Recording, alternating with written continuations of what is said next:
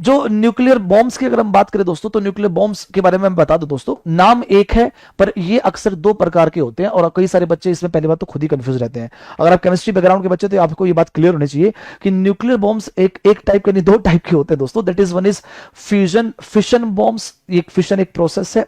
Fission में क्या होता है कि एक बड़ा जो पार्टिकल होता है दोस्तों, जो कि अनस्टेबल होता है, ये बड़ा पार्टिकल दोस्तों दो छोटे छोटे पार्टिकल्स में आपका डिवाइड होता है, और ये डिवाइड होने के जो इसके रीजन है वो जुड़े होते हैं बाइंडिंग एनर्जी कॉन्सेप्ट से, जिसके बारे में हम थोड़ा सा डिटेल्स में भी पढ़ेंगे दोस्तों। वो बाइंडिंग एनर्जी जुड़े होते हैं दोस्तों, और साथ में कोई ना कोई इजेक्टाइल निकलते रहते हैं, या कि इजेक्टाइल जैसे कि न्यूट्रॉन जैसी चीजें वहां पे वो निकलती रहती है, इजेक्टाइल इनको अक्सर बोलते हैं।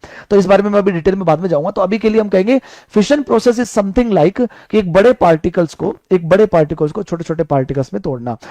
जैसे कि यूरेनियम जैसे सैंपल, यूरेनियम एक बड़ा एटॉमिक हमारे पास एक न्यूक्लियाई रखता है दोस्तों, एक बड़ा एटम है, और उसके दो छोटे एटम्स में टूट जाना, तो उस ड्यूरेशन में जो एनर्जी निकलेगी वो न्यूक्लियर फिशन के रिलेटेड एनर्जी होगी।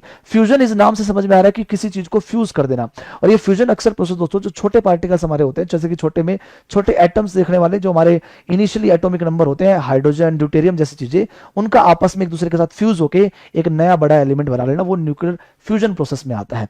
और इन दोनों का ही अलग अलग नाम रखा जाता है दोस्तों, to be very clear.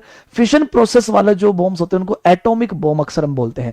Fusion process वाले जो बॉम्ब्स होते हैं उनको हम हाइड्रोजन बॉम्ब का नाम देते हैं।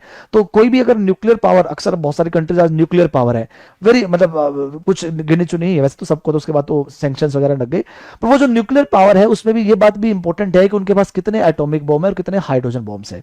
अब तुमको ये क्या है, इसका हल्का सा आइडिया दो सर।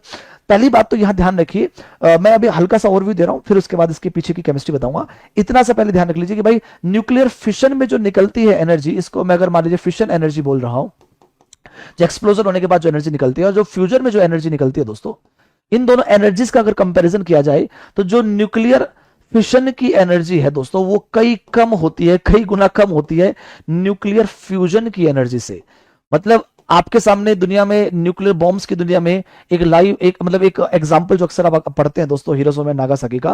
तो ध्यान रखिए जो हिरोशिमा नागासाकी में न्यूक्लियर वेपन यूज किया गया दोस्तों, या न्यूक्लियर मैं कहूंगा कि बॉम्ब यूज किया था दोस्तों, वो दैट वाज एनर्जी जो ये फिशन वाली होती है दोस्तों, यानी कि fission bomb, atomic bomb was used. तब तक तो हाइड्रोजन बॉम्ब पे काम चलना स्टार्ट हुआ था, वो प्रोजेक्ट होने स्टार्ट हुए थे।